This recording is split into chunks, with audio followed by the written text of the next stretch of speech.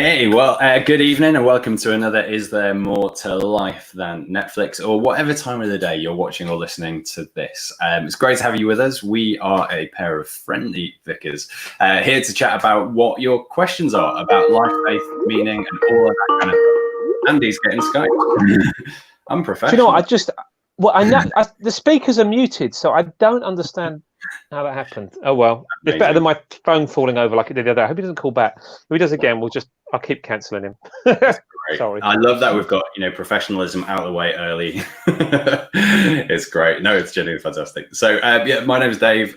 This is Andy. I'm up in North Liverpool in Crosby, and Andy is over in Mackworth in Derby. Andy, do you want to introduce yourself? Yeah, so Dave and I have known each other since we trained at college, theological college, where you go normal and you come out a vicar. And what we're doing over here, we moved here a couple of weeks ago onto the Mackworth estate. We're starting with, in the church world, it's all about church planting, but for everybody else, it's kind of restarting, revitalising a church. There's a building there, but there was quite a small faithful congregation, and so we're bringing people in to try and bring this church something new, really. So that's what we've been doing.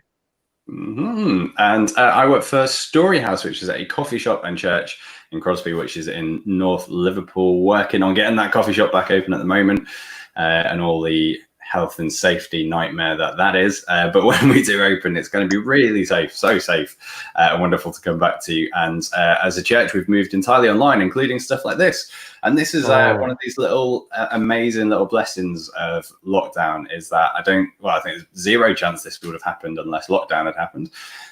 Me and Andy would have been in touch, but we wouldn't have been doing it online and having our chat here. So me and Andy love to talk about meaning of life stuff, God, all that kind of thing. And we love to talk with non-Christians about it as well. That's like a real passion of ours. And so we wanted to start this up so people who had questions about Christianity, faith, meaning of life, God, etc., all that kind of thing, could ask them. So the way we do it is we do this live Thursday nights at 8 on Facebook and YouTube, and we invite you, if you are watching live, to pop your comments and questions and thoughts into the comments so that we can interact with you guys and make it a bit more interesting. And during the week, if you have your own question that you want us to discuss, just message me or Andy through, you can message me through the Story House thing, Andy through St. Francis Mackworth pages, and we can discuss your question. But this week we're dealing with a question from Paul, and actually had a good chat with Paul because he's kind of new to all of this, and he had loads of questions, and he actually had a list of stuff that was really important to him and stuff that he had to work through. And so we kind of went through that list, and one of the things that he wanted to talk about was the whole heaven, hell, death, afterlife thing. Like, when he wasn't a Christian, he was like, really, really, is that a thing? Could that actually be a thing? So that's what we're going to talk about tonight, because that's a common one for a lot of people. Like, does anything actually happen to you when you die, or is that it? As some less sensitive souls might put it, are you just worm food, or is there something more? Do you go to heaven? Is there hell? All that kind of stuff. So that's everything we're going to be talking about. And so massively want to encourage you to, if you are watching live again, pop your comments and questions in the comments below, and then we can interact with you, which would be wonderful. But let's start off, Andy, with our own experience chatting to people around this issue. We've got the unique experience of having taken funerals, and so we've got a bit closer to what people believe about this, as people had to face up to the issue of death and all that kind of thing. But also, outside of that more extreme situation, I think the whole COVID thing has made death more of a reality, more of a closer reality for people. It's something we've always kind of hidden away. Not to get sidetracked into this whole thing, but there's a fascinating article I read once all about how you can tell a culture's approach to death by where they put their cemeteries. So like different cultures, different periods of time, the cemetery is either right there in the city center, or it's like right on the outskirts. And for us right now, death is very much an outskirts thing. It's something we've tried to avoid. We don't want to think about it. We don't show it if we can avoid it at all.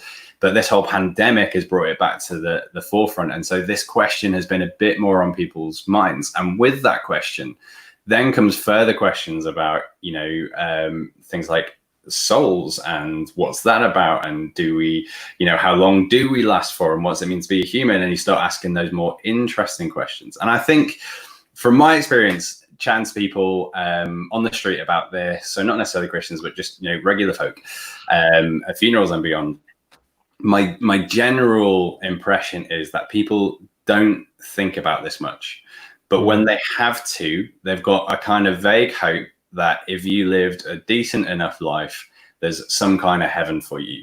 And then there's another group of people I've chatted to, you're like, no, that can't happen. You've just got this life, and then it's it. That's kind of it. So they're kind of like, in my experience, the two broad kind of camps of people that I've encountered. I don't know about for you, Andy. What kind of views have you encountered on the street?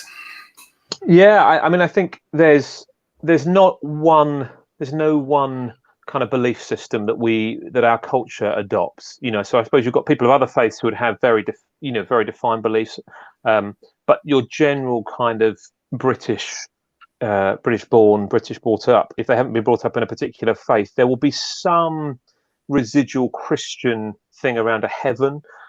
Sometimes there are often angels, stars. You become a star, you become an angel. As you say, there's this kind of sense of what we might talk about as moralism. So the idea that if you are moral, if you are good, then you go to be in some sort of heaven, some sort of paradise, some sort of thing.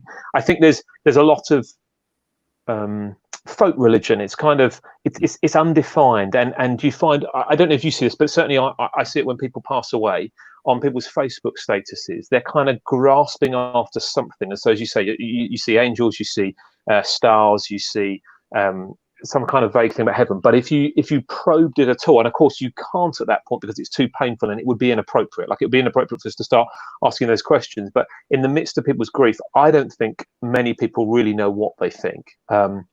And then, of course, as you say, the other one is people that are kind of adamant that this life is it. We're simply material beings, and we didn't exist before we were born, and we cease to exist after we die, and that is it. And I would say those are the kind of the two groups, plus other faiths alongside, would be what I have seen and encountered over the years. Yeah, that's a good point you made. But I'm in super white British Crosby. It's like statistically something 98% white British. So we don't have a lot of other faiths going on around here. But it's true. In Britain, of course, we've got a lot of faith groups have much better defined kind of beliefs about afterlife and all that kind of thing. But it reminds me, the folk religion bit kind of reminds me of Peter Kay sketch, one of his stand-up. Yes. Do you know the one I mean? The one about the Quavers packet and those kind of bits. That's the one. At a funeral, and the Quavers packet blows past, and that was her. That was her. She loved Quavers. Yeah, and you do though. You get all that sort of stuff, and the reason that was so funny is because it's true. Like, that's what people do, don't they? They're kind of trying to grasp onto something. And I think it was when you and I did a placement at Cambridge, at Addenbrooke's in Cambridge. It was part of our vicar training, and we did a kind of pastoral placement there as kind of chaplain in the chaplaincy. And the guy who was doing the teaching there was an incredibly wise man. I think he was a Christian. But the chaplaincy was not there were some Christians in it, but there were also other faiths as well. And one of the things that he said was that a lot of people form their worldview, their beliefs in their teenage years. And then unless something pretty horrendous or life-changing occurs after that, they basically stick with that. And so often, one of the things that I remember him saying in the chaplaincy was, and it wasn't a place that he saw as it appropriate to kind of be talking about Jesus particularly, unless somebody asked that. That wasn't what it was for. It was more as a listening place, but was to try and work out and encourage people to explore what they actually thought. I don't know if you remember that. And so people would come with kind of the sort of things you get on Instagram memes, really. If you're nice to people, people will be nice to you. If you do good in the world, good will come back to you. Some really quite they're not very well thought out views. They're nice and they would sit nicely on a fridge magnet, but actually when you're sitting in a hospital in an awful situation, you've had a car crash or you're diagnosed with some horrendous disease, and people suddenly go, why? Those kind of ideologies, those worldviews, those beliefs don't really hold up to scrutiny, and so people have to go, oh my goodness, what is this about? And often then I think they go grasping after all sorts of things. Yeah, but it is interesting that as a kind of in this kind of folk religion kind of thing, the things that people do tend to gravitate towards, other than those who've kind of resigned themselves to the world is just material, is the sense that there's got to be something more, there's got to be something that lives on. I remember similarly at Vicar Factory, we went to visit the crematorium, quite a big one just outside Cambridge, and there's like a memorial wall where people can get put up like a brick engraved with the name of a loved one and a message type thing. And say most of them had a message along the lines of "You will live forever in our memories" or something like that. There's this need for to that somehow someone can live on beyond this life, and that this death is not the end. And for them, the answer was memory. And then, I would never be as horrifically insensitive, but taking a step back, the question back to that would be, what about when your memory is gone? What about when you're gone? And that, what about when that train of memory is totally forgotten and that person is forgotten altogether? And I think actually behind a lot of careers, and especially people who pursue excellence or fame, it is that desire to be remembered. How much architecture do we have? Because the architect or the person who commissioned it needed to live on in some kind of way. Actually, this is quite a drive. It's the fountain of youth drive, like to stay alive, however possible, whether it's through memory or a monument or a building or an achievement, in some way to be remembered. And I think memory might have become a kind of place where people have kind of put their hope in remaining somehow after they have gone, but that again seems a little flimsy, a little uncertain, and very, very few people's memories last beyond a generation or two. But it shows that people are grasping for it. And then the other interesting thing that comes up, I think, is people automatically start talking about morality around this. They automatically start talking about fact. It's like you were saying, oh, but they were good, they were nice, they helped people, they had a good heart. Even and I'm afraid to say this, like, we're quite fine-tuned to this now. When we come to visit a family getting ready for a funeral and people start saying certain phrases, we know that person was a living nightmare, and you're trying to find the nice things to say about that person, because you do pick up on it, I'm afraid to say. But they'll desperately try and find the reason why. And so automatically there is this sense that there must be some kind of way of living on. If it's not a belief that we definitely will, like the search that to be able to live on, and then this other part of linking morality to it as well, which is really quite interesting. Has that been your experience with engaging with people? Yeah, I mean, I think in your context, you definitely have done more funerals than me. So when I, after finishing training to be a vicar in Cambridge, I went to a little parish in southeast London. And most people there went to the crematorium for funerals, and I don't think I did any in the church in my time in 3 years there. And I didn't even do that many. I mean, I've done a bunch, but not. I think you've done them a lot. I think Crosby's much more like that. So I think there have been less opportunities to engage with people on that kind of moment, although I've got one coming up on Monday actually here, the first one in Mackworth, which is a real privilege, but will be very challenging. But I think you're right, that this desire to live on and to build something. And one of the things I was reminded of when you're saying that was Steve Jobs. And in Steve Jobs's autobiography, it talks about how everybody's kind of climbing this ladder. The danger is that you get to the top and you realize the ladder's leaning against the wrong wall. So whether it be career or family or whatever it may be, actually at the end, as you say, people let you down, jobs finish, and there is this challenge, isn't there, that nothing lasts forever. We want to live forever, or we want something to go on. We want our lives to mean something, I think. I mean, at least most people do. And I think that for many people is this tension around it's very difficult to say we're simply material. There is it doesn't work inside for most people. There are some people who can say that is it, we literally are and we're worm food, or whatever language they would use. But I think most people, even if they believe that or kind of hold on to that, when faced with it, there's something going on inside that makes them want to say no, there's something more. And often I've quoted this a number of times at funerals, and again I think as much as we quote Keller, C.S. Lewis comes up quite a lot, and he says, if we find in ourselves desires that this world can't fulfill, then maybe we're made for another world. And I think there is something that when people come towards death, they're like, wait a minute, this doesn't feel right. It's a certainty, don't they? They say the two certainties in life are death and taxes, and all of us are going to face death. Like there's, and we don't want to think about that, but I think it's just it's interesting that when we come to face it, that there's something going on there inside that is screaming out for something.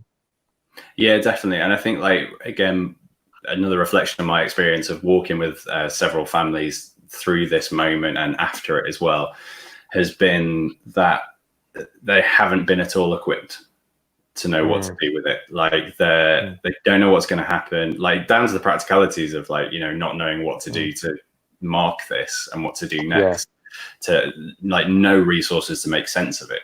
And I think that's again interesting for us as a culture, isn't it? Because back in the day, everybody would have worn black. You'd have had black ties. People would have even pulled down the curtains. There would have been particular, for a number of weeks, there'd have been a time of mourning. And as a culture, there were kind of things that we had to do. And in other cultures, they have other ways of mourning. People wail very loudly, or they, there's all sorts of things throughout history. They put the body on a boat and they burn it, or put it on a fire, or whatever it be. Every culture has got ways of marking death and seeing this. And British culture going back did have a way to do that, and yet we have departed from that. I think partly it's departing from the kind of the Christian understanding of what death and resurrection may be about, which we'll come to in a bit. But it does mean we've lost our rituals, and therefore what we've seen is a growth in other rituals. So if there's a car crash or something awful, you end up with these shrines by the side of the road with flowers everywhere. If somebody's murdered, I remember, there was a stabbing in Welling where I grew up, and there were many around there, and you'd end up with these huge things of flowers, and people would just stand by them for days. They would just be there. As a horrendous car crash in Penge, and where a family sadly were killed, and you just end up with this shrine effectively on the street. And I think it's because people want to mark it in some way, but the traditional ways of marking are no longer valid. So they're going, well, what do we do? And again, I think that's a very interesting thing. As you see, we just don't have the resources, really, the formal resources anymore, to know what to do. Yeah, no, absolutely. And I think, like, if we press into this kind of pop culture, religion type stuff, if we take that route and then look at where maybe that comes from, it does seem to be a kind of distorted version of historical Christianity thrown in with some weird medieval stuff. For good so, like, thinking of, the pop culture reference to the afterlife in any kind of like program or whatever will be, angels on clouds, harps, that kind of thing for heaven. Hell is, the fire and the pitchforks and the red devil and all that kind of thing. And they've all got like various historical reasons why they exist. But again, if you take it to like a really contemporary one, and think of, how it comes up in pop culture now, there is that Netflix series. What is it called? I'm blanked. All about the afterlife. Do you know what, Dave? I have not watched it. So the last thing I watched was on Prime with Jack Ryan, and there wasn't a lot about there was a lot of death in it in Jack Ryan. But there wasn't a lot of afterlife, so I can't help you, I'm afraid. Maybe somebody's watching. So you've not seen The Good Place? I'm sadly not. No. Although I've just finished Jack Ryan, so I need to get another series, to watch. Get on The Good Place. You like it because it'll reference. It'll have quite specific geeky references to things you like. So for a mainstream sitcom to reference things like Immanuel Kant and Thomas Aquinas, will you'll love it. So one of the main characters is a philosophy teacher. Anyway, so that's nice. Yeah, I enjoy that. It's good, but like it's a playful sitcom-y way of exploring what happens when people die, and I think it draws on a lot of this stuff. And so it's kind of like, I don't want to give away the plot, but basically these people die, they end up in the good place, i.e. heaven, where everything's provided for them, and the whole thing actually, at its heart becomes about, again, morality and living a good life and what it means to live a good life. And interestingly, it actually ends up pulling probably as much on Buddhism as it does on kind of traditional Christianity and contemporary ethics and all that kind of stuff, which again is interesting. It's where our culture has kind of gone to, which is for another week. But yeah.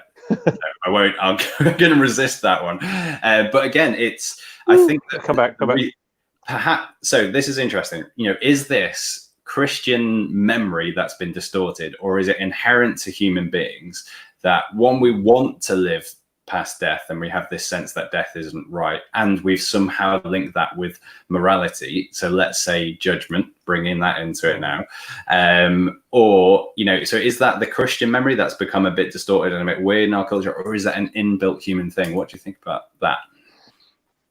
Oh, yeah, that's a great question. Do you remember at college again? There was one particular tutor who would always say the answer's both and. Do you remember that's the answer to all life and theology was what he would always say? And maybe it's because we're Anglican vicars and therefore we fudge everything. We never kind of give a straight down the line answer really. But I think there's probably something to that there's a both and, that actually we would want to say that God has, that the Bible says God's placed eternity in the hearts of people. So there is this sense that we believe that there is something in human beings that is crying out for, God and an afterlife and eternity, and that's inbuilt in human beings. If again, as Christians, we would understand human beings are made in the image of God. We believe that's why humans have dignity and all those sorts of things. But if they're made in the image of God, we believe they're made for a relationship with Him, and therefore that would make sense.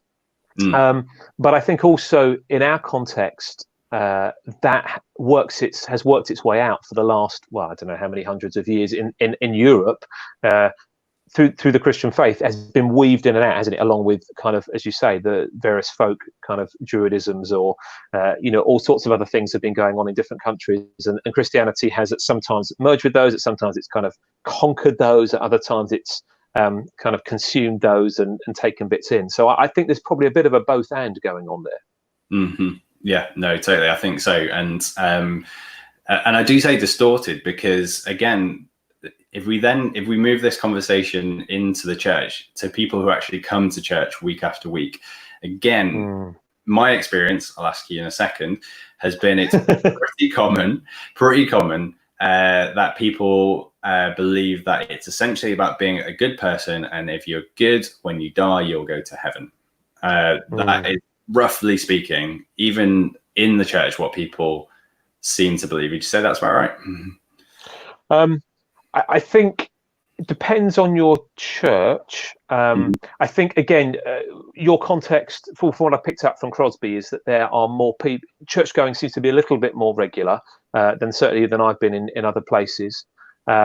It's basically nearly every primary school is a faith school, so nearly everyone has the Christian assembly and stuff like that. That's what's going on. I mean, certainly, I think for London, where I was in Penge, I think people who were in church were in church because they wanted to be or were intrigued, and therefore there wasn't very much.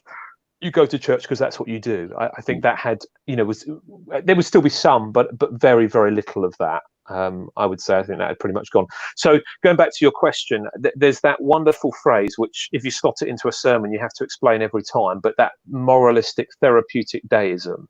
I'll say it again, moralistic therapeutic deism. So the idea, it was, I think we might have said it a few weeks ago, but they did a survey of American young adults, and they were Christians, and they sort of, asked them questions about their faith. And they found out that basically, as you say, they were moralists. They believed it was about doing good.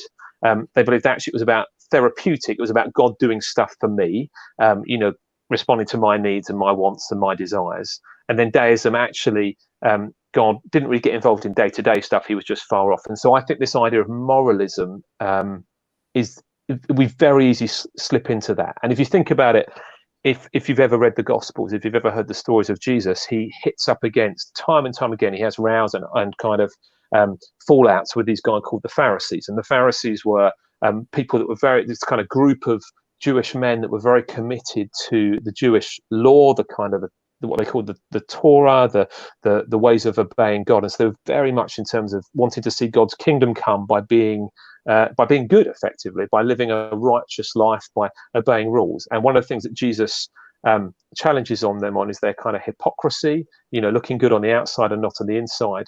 But I think there is this often leaning for all of us towards, it's about being good.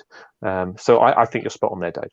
Yeah, no, definitely. I think that's those two kind of things come up a lot. And then what I've done, not intentionally, is upset a few people when having this conversation, when I reveal to them that the Bible says very little about us going to heaven when we die. And that's, I'm not just back me up on this one, Andy. I'm not making that up, right? It's just not a major theme in the Bible, right?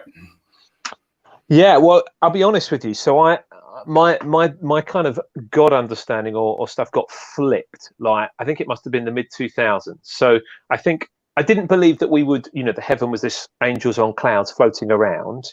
But I did kind of believe, I guess, in a disembodied kind of, not a physical eternity. I think I just somehow hadn't grasped that. And I read this book called Surprised by Hope by Tom Wright, who I think has come up in previous weeks. He's a New Testament theologian. He's an incredible scholar. He's been very influential in terms of New Testament studies in the last few decades. And this book, Surprised by Hope, he starts the book by looking at old English gravestones and plaques on walls, and all of them spoke about resurrection. They didn't talk about going to heaven, they spoke about resurrection. And he basically introduced this idea that it's not about going to heaven when we die, it's about a resurrected body and a new heavens and renewed earth. And I was like, what? Like, I knew these references were in there, but it kind of blew my mind, this idea of new heavens, new earth, resurrection body, the kind of physicality of it. But it has massive implications for our faith. And therefore, I think his phrase is that it's about life after death.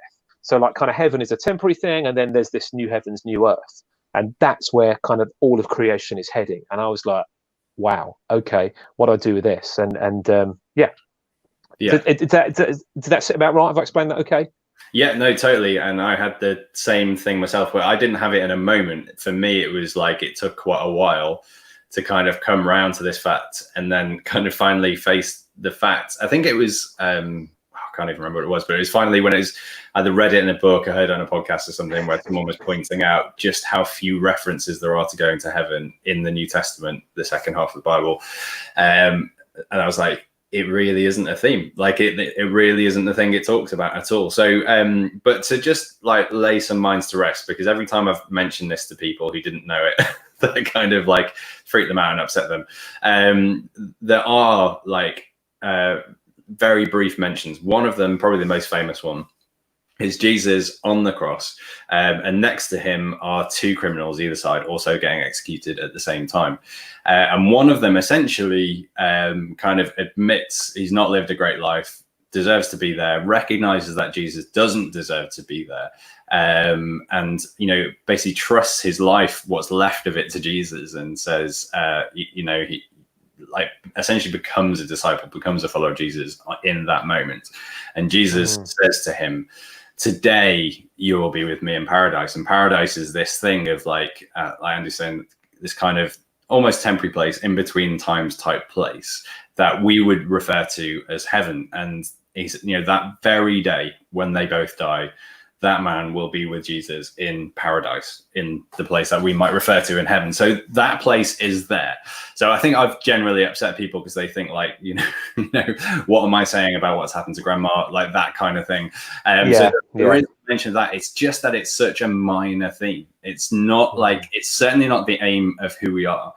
And people much cleverer than me say this has a lot to do with our kind of misunderstanding of human nature and what we're about. So, and it comes from, philosophies like massively outdating us, hundreds, even thousands of years ago, that have to do with viewing like physical stuff, our bodies, as like decaying and bad and Go on, mention the Greeks, Dave. Go on. You don't want to mention the names, are you? You're being humble. You just whack Plato in there. Well, we talked about, we were trying to be all kind of street level and not trying to be all academic about this and stuff like that. So I was just gonna say, it's true. Yeah, okay. Some old Greek guys, like what? There was a cave or something.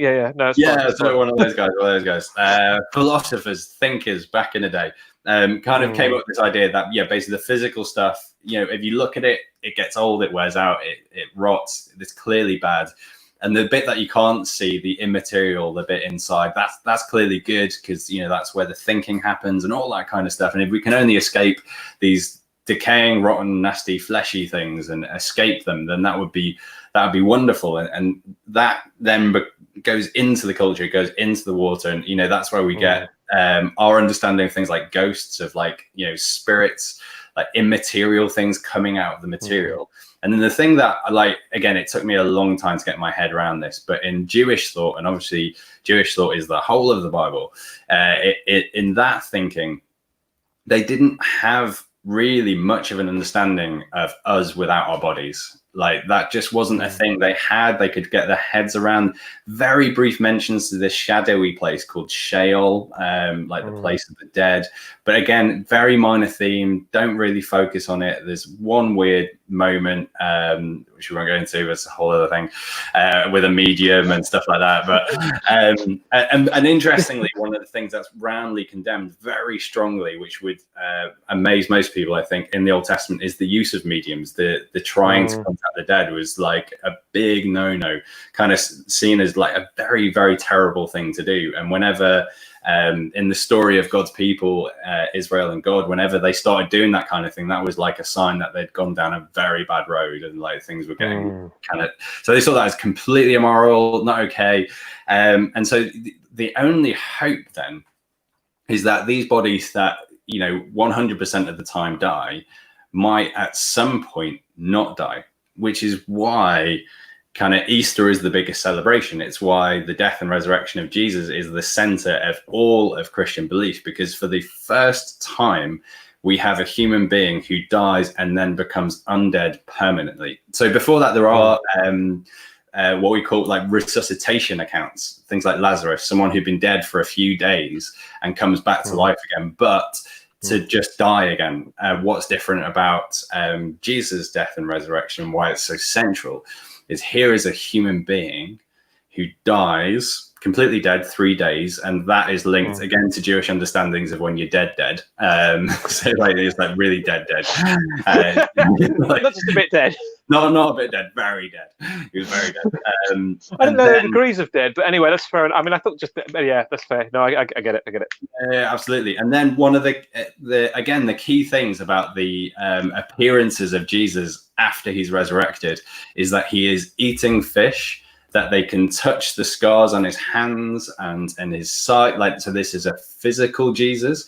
And yet there's also something other about him. And the other bit about him is this sense that, you know, the fact that these bodies decay and wear out and die and get sick means they're not complete, but his body is complete.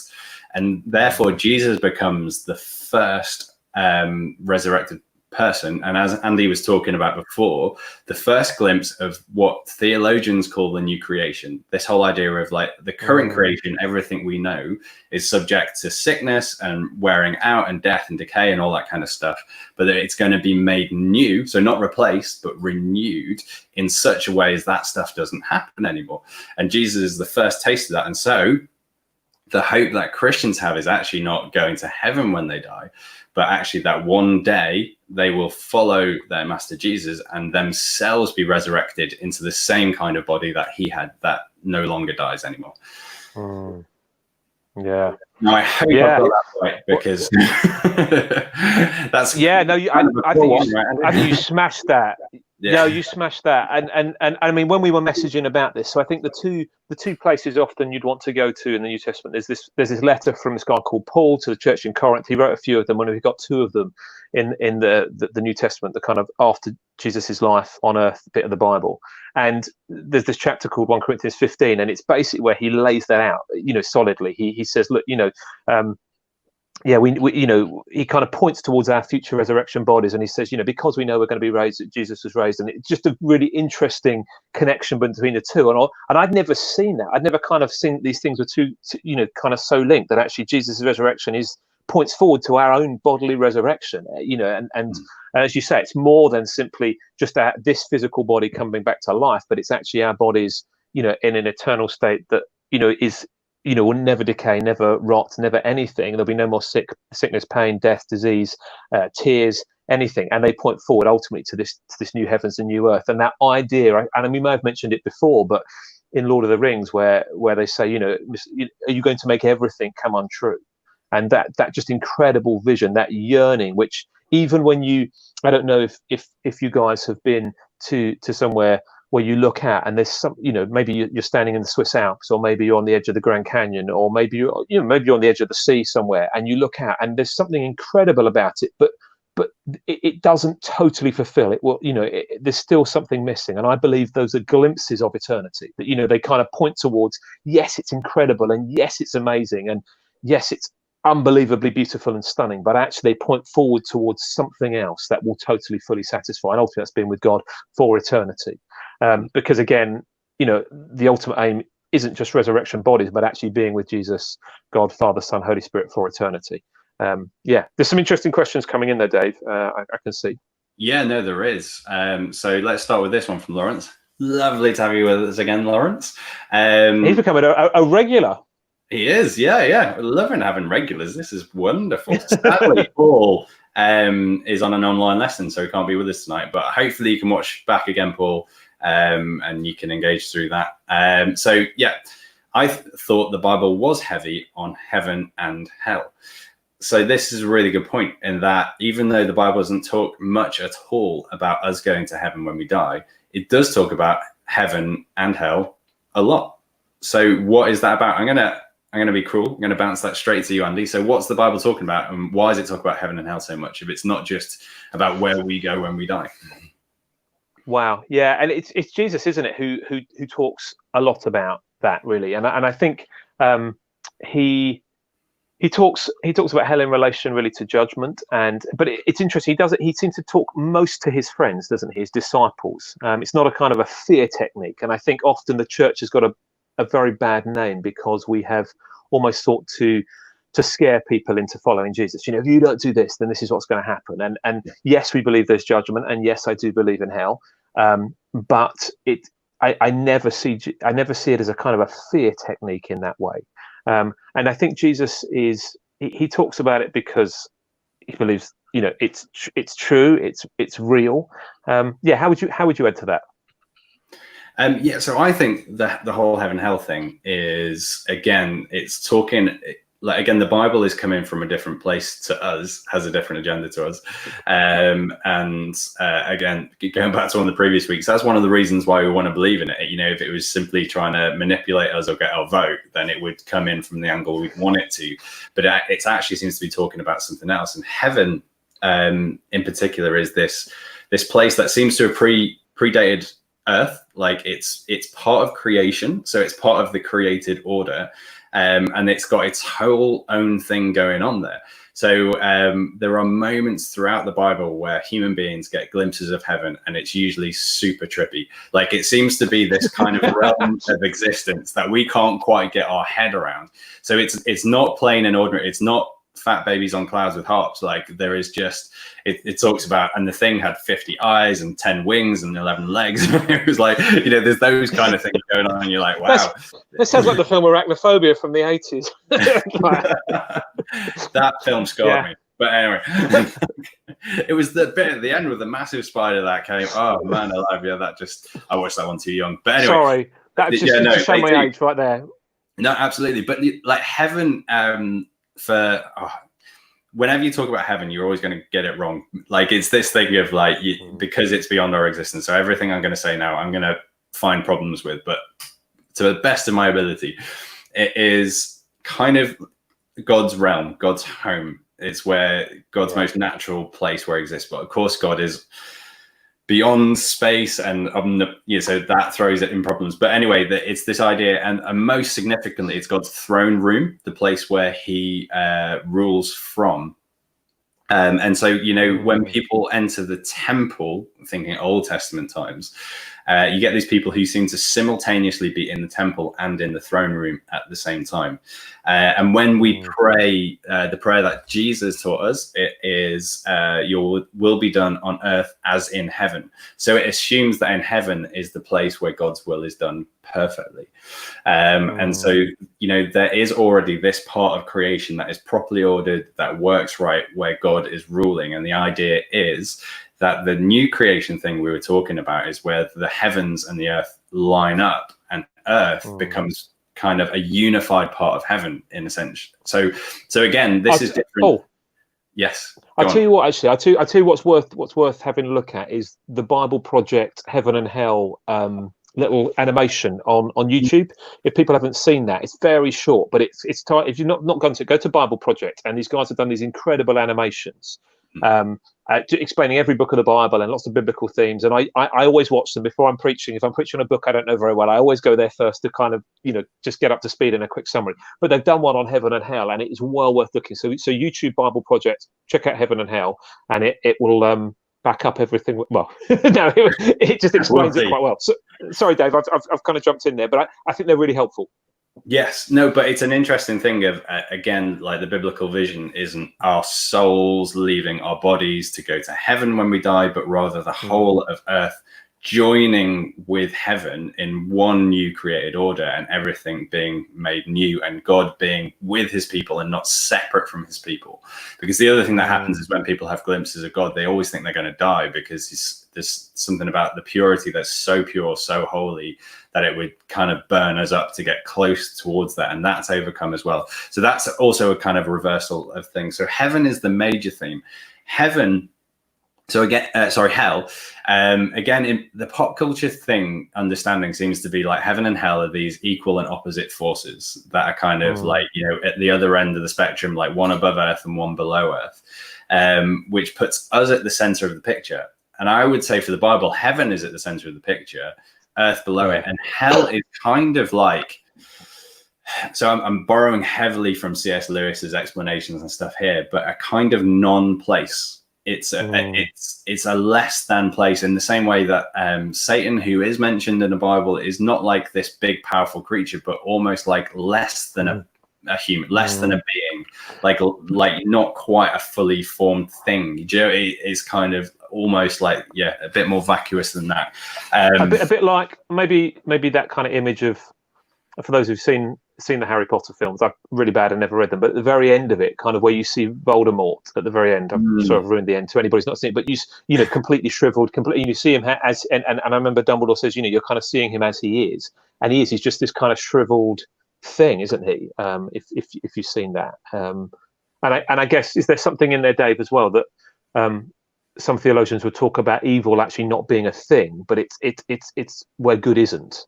It's not actually, evil's not created. I think again, some old guys would say that evil isn't a thing. It's just simply where good is not. It's not something that was created. It's Yes. Would that fit into there somewhere? Yeah, it's kind of like that idea of like hell is almost like the shadow place. Is the place where there isn't light, rather than a thing in its own right. It's the absence of a thing, which has led, and I'm pretty sure this is not what you believe, Andy, but I think, it's led some theologians to believe in what's called annihilationism, that, all the talk around hell is always around destruction and the end of things. And so actually, some theologians actually don't think of hell in terms of like this place of conscious eternal torment, as some do, but rather as the end, the destruction, the final end of a person. Am I right that you're not a believer in that, Andy?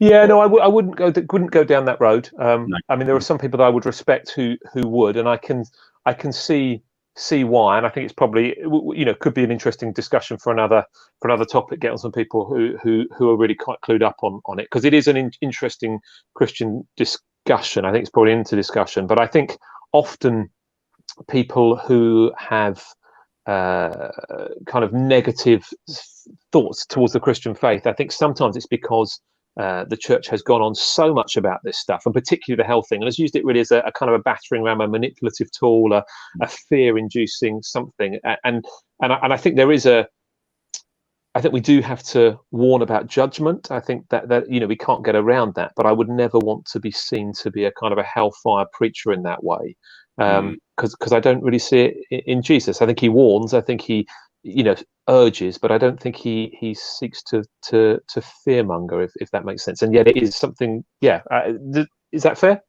Yeah, no, absolutely. And so I have a moment of confession and honesty here, that we can't avoid judgment, but I'll be honest, like preaching through the teachings of Jesus made me realize how much he does mention it, because every time he did, I was like, oh, I really don't want to talk about this, because yeah Precisely Yeah. what you said, because we've got this stereotype image of hellfire preachers shouting at people, getting angry at people, all that kind of, the way that it'll be understood, all that kind of thing. I did find myself going, oh, Jesus is talking about judgment again. I'm going to have to talk about it now. Oh man. And it brought me around to the realization that he talked about judgment a lot. Like that was a big feature of his teachings.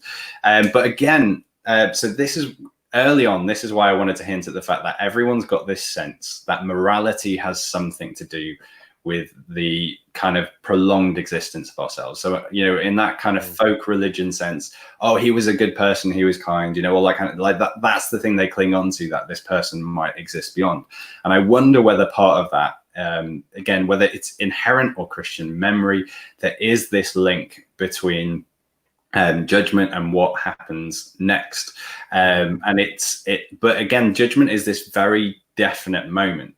It's not like, again, the pop culture thing of you go to heaven, when you die, you find yourself before this judge who's got like a book, who's weighing up everything you've done and deciding which way you go. And so just prove that, I will go back to the thief who has just admitted to Jesus that he deserves a humiliating death. So whatever he has done, he's like, I deserve to be here. And Jesus, you know, and this guy has got zero time to turn his life around. He can't go and do some good things. He can't make up for it or any of those things that I think our culture would assume you have to do. He's about to die. And Jesus is like, you're going to be with me in paradise today, you know, when he had no chance to make up, which is, again, why I've kind of avoided it, because I think people read in these kind of like pop culture karma kind of understanding to things that it's somehow a weighing up of the good and bad you've done. Whereas actually Jesus, it fundamentally comes down to trust. I'd say faith, as we were talking about it last week, is kind of like who you trust with your life. And of course, if you trust God with your life, if you trust the way of Jesus with your life, that will work out in your actions. Like that will change positively the way that you engage with the world. And so it will lead to that, but it's not that then, you know, God's like, you've been so good or so bad or whatever it might be. And again, it's not these little individual moments for everyone, but rather this moment at the end of time where God finally makes all things right. And there are these interesting little teachings of Jesus about the fact that this has to be a sudden moment and it has to be at a set time. It can't kind of happen as things are going on, because if you start kind of pulling at the threads, then everything falls apart. So there just has to come this final moment of reckoning where everything's put right and everyone's judged. And again, when it's talking about judging, the images are not of like individuals being lined up, but of entire nations being judged by God. And then interestingly, the New Testament talks about the future vocations of Christians as being judges themselves, like past this life and into eternity. So something that those who trust in Jesus will actually be doing as well. And that's this whole other thing, which I won't go into because our heads will start exploding and falling off. But I feel like we've just segued off there, but no, we're coming back. We're coming back to this idea though of judgment. And there is something about morality in there, and there is something about a reckoning. And Jesus did talk about it a lot. So Andy, I'm going to pass it over to you to fix everything I've just said and make sense of it for everyone. No, it's good. I think I'd want to add, there's a couple of thoughts that come to mind while we're talking about judgment. So I read a book by a lady called Fleming Rutledge last year or a couple of years ago, who's an American theologian, and she was explaining how for us the kind of judgment, you know, we equate judgment with being judgmental, and apparently that wasn't even a thing in the dictionary until the 70s. I'd need to double check it, but certainly she said that actually that phrase didn't even exist until about the 1970s, this idea of judgmentalness. So we equate it with a bad thing. And I think the other thing around judgment is that if you are, as we've seen recently within issues of oppressed minority groups, if you are an oppressed minority group, you are longing for judgment because you want things to be twisted the right way up. You know, you wanted, and I think we have to remember that the Jews were an oppressed minority group for most of their time. And one of the things I think it's in the Advent readings that if you're kind of doing the traditional Anglican readings as a vicar, you do this through Advent, and there's a bit that comes up in it, and it says the Lord is coming. Lord's coming with judgment, coming with judgment to save you. And it was to the people of Israel. And you're like, what? Like, you're coming with judgment to save us. We think of judgment as this negative thing, but actually, if you're an oppressed minority group, if you're the one without power, you're longing for the redistribution of that. You're longing for, those who are oppressed to be brought into those oppressors to be brought to judgment. You're longing for things to be right. And I think we've as a culture, we've lost our understanding of sin, but that, you see it on Twitter most, this kind of absolute longing and this outrage for some sort of judgment and justice. And I think actually we lose track of that and move into vengeance. But there is something innate within us that is longing for it. And if you are oppressed, then judgment is a good thing. And actually, you'll be looking forward to that. Although I guess for all of us, because all of us are a mixture of kind of, we have done good things and bad things. I think, again, another old guy, in fact, not as old, but, a Russian guy said that, the line between right and wrong doesn't run through nations. It runs directly through the human heart. And, I can say that myself. I preached to the church on Sunday via the internet. And I said, look, this church is going to mess up. As a church, St. Francis Mackworth is going to make mistakes. And one of the reasons, the reason it's going to make mistakes is it's made up of people who are sinful. And it has a leader, a church leader, who is sinful. I mean, ultimately Jesus isn't, but I am, as the church leader, sinful, and therefore I'm going to screw up, and therefore the church is going to make mistakes and all those things. So I'm very aware that when I look at that, that line runs directly through my heart, and that's why we would want to keep coming back to Jesus. That actually, when it comes to judgment, as you say, it's about where you put your trust. And as Christians, we would say that God, if you put your trust in Jesus, God then sees you as righteous. Jesus' righteousness gets placed on you. He takes the punishment that we deserve, and then we get what we didn't deserve, which was grace and his righteousness, and we get mercy. And that is why Christians bang on about the cross so much. That's why we, Christians, we might be afraid of the event of dying, but actually death itself is something that the Bible says has lost its sting for Christians. And I can say it very easily sitting here, not at the moment dying, but actually many Christians will say, no, death has lost its sting. It's not painful. It's not awful. It doesn't mean we doesn't have separation and loss. And it doesn't mean we don't grieve, but we don't grieve as those who have no hope, because we look forward to where our Savior has gone and where our Savior has bought for us to go, if that makes sense. Yeah, no, 100%. And, alongside this idea of thinking of a Jewish person hearing or reading about God's judgment and them going, yes, bring it on. Like, this is a good thing. It's going to right the world again. You read some of the Psalms and that stuff's there. It's like these people are getting fat while their neighbors are starving.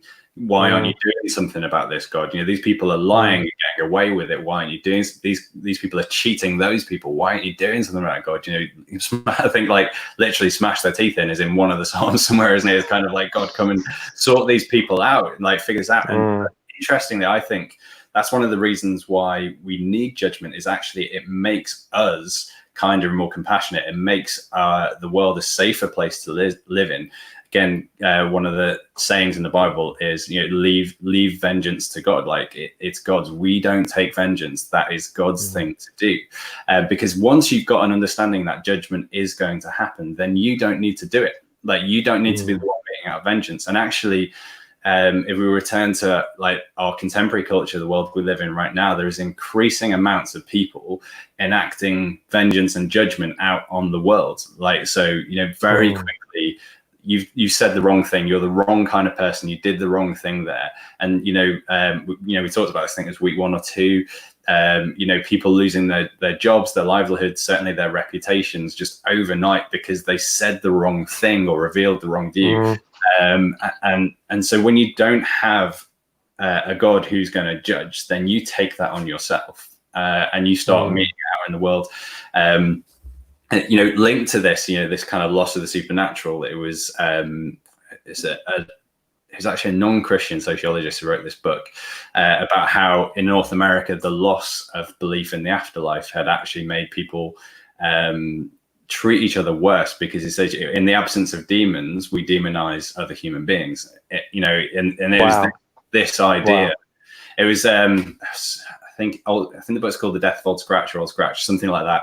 Really, really fascinating. It's this thing all of a sudden, if the world is just material and this is all we have, then the demons and the devils are just other people. And you kind of like, Wow. and whilst we wouldn't Twitter. Yeah, exactly right. Exactly. Whilst we wouldn't have that kind of understanding of what demons and devils are, haven't got time for that tonight. There is this thing of like, if you don't have judgment, if you don't have this thing beyond this life, then you are going to create that judgment yourself, and you're going to take it out on other people. Wow. Yeah, I think that probably we've got 5 minutes left, haven't we? Yeah. And there's an interesting question again from Lawrence, actually, which I think we probably should touch on, really. Yeah, absolutely. Could a Christian not believe in life after death, or ultimate is a fundamental belief?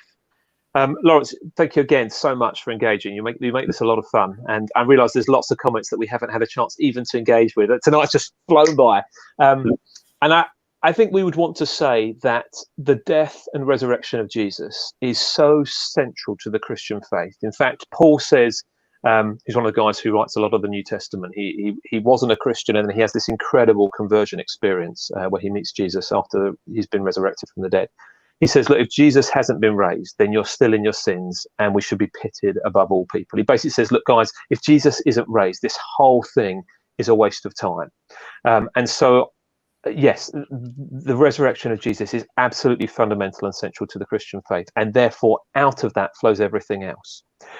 Having said that, there are some interesting examples of people at the moment who I think are moving towards Christian faith and wouldn't yet acknowledge that themselves. So the people that particularly I think of would be people like Jordan Peterson, who's either famous or infamous, depending on what you think of him, a Canadian lecturer who wrote a book called 12 Rules for Life, and he's used a lot of the Bible in his book, and he wouldn't say he's a Christian, but certainly can see the incredible good that the Christian faith has done throughout the Western world. And the other person would be historian Tom Holland, who I think I mentioned a few weeks ago, who wrote an incredible book actually at the end of last year called Dominion, looking at the kind of the way that the Christian faith has formed the Western mind, uniquely. And at this point, he would say he's a cultural Christian.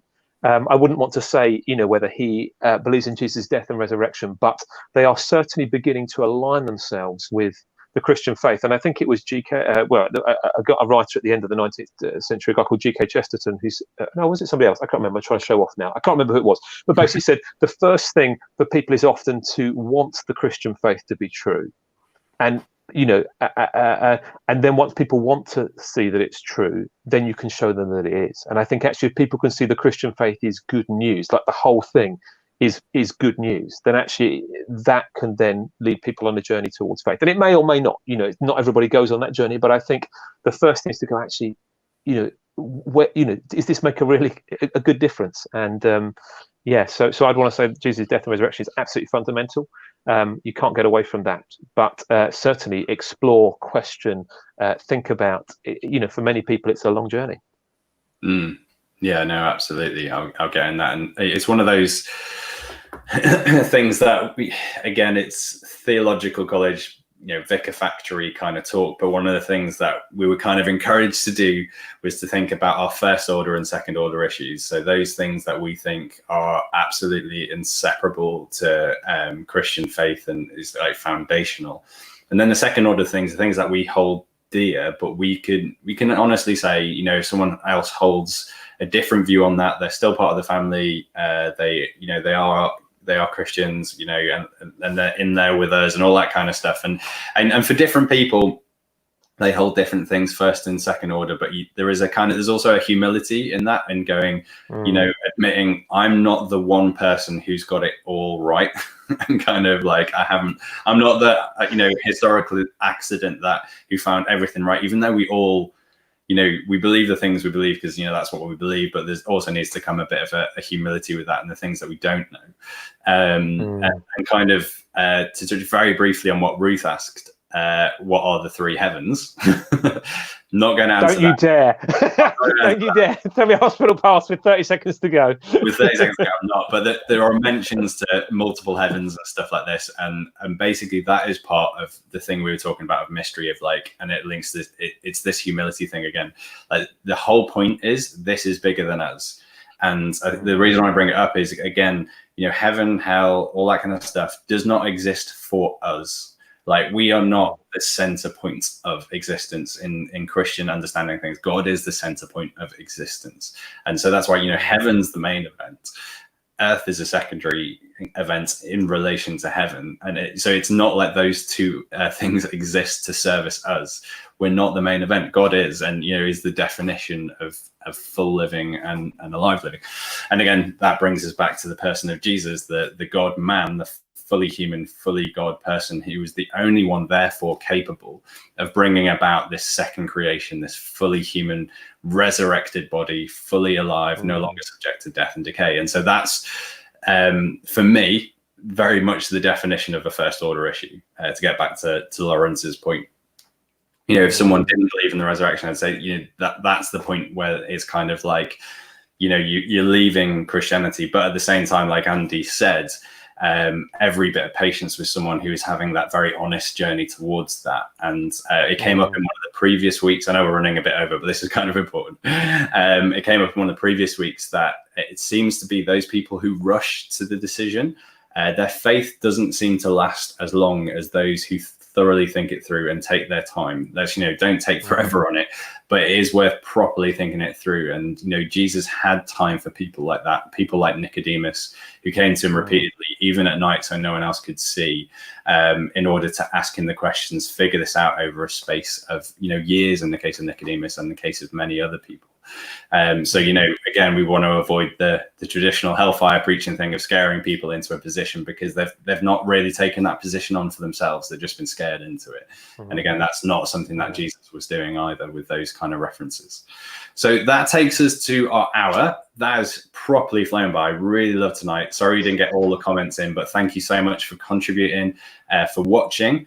Andy, final thoughts on this whole idea of life after death, heaven, hell, and all the kind of things we've been talking about?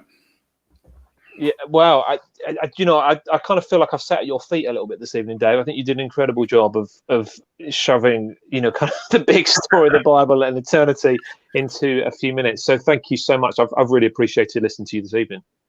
Okay, cool. I'm glad you've enjoyed it. I hate compliments, so that's a horrible thing to do to me. But you give one of your funny looks. One of my weird faces. If you ever compliment me, I pull a face and go weird. But anyway, yeah, thank you for joining us. The other thing, my final thought on all of this would be that, the other thing that's often said in churches now is to correct, again, an old mistake, is that eternal life is not something that starts when you die, but it's something that can start now. Like the moment that you start trusting in Jesus, the moment you start walking in his path, that eternal kind of life, that life that belongs to the new creation, starts in that moment. So you don't, that's the other thing we're not saying, you don't wait it out until your death. Eternal life can begin at any moment you take up that mantle of Jesus. And fundamentally, that's the bit that we can do about it. That's the bit we're in charge of, is how we respond to the person of Jesus, following his life and teaching, so that one day, like him, we would be resurrected. So thank you so much for joining us tonight. It's just an absolute pleasure to have you all with us. If you have your own question that you would like us to discuss in future episodes, you can message me through the Storyhouse website or Facebook group, or maybe even YouTube. I don't know how that works, but maybe one of those, or through Andy on the St. Francis Mackworth Facebook and website as well. Yep, they can get you through there. Yeah, all of them. But thank you so much for joining us tonight. Take care, and we will see you again soon.